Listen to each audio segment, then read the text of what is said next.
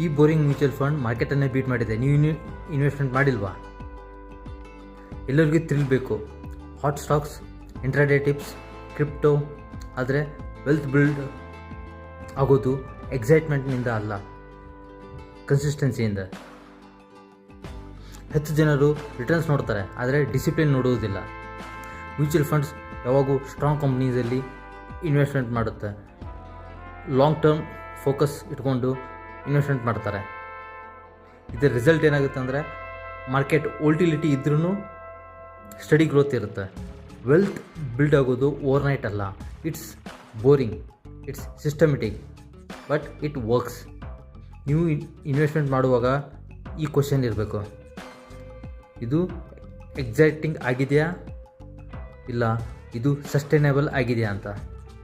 ನಿಮ್ಮ portfolio exciting ಆಗಿದೆಯಾ ಅಥವಾ ಎಫೆಕ್ಟಿವ್ ಆಗಿದೆಯಾ ಅಂತ ಕಮೆಂಟ್ ಮಾಡಿ.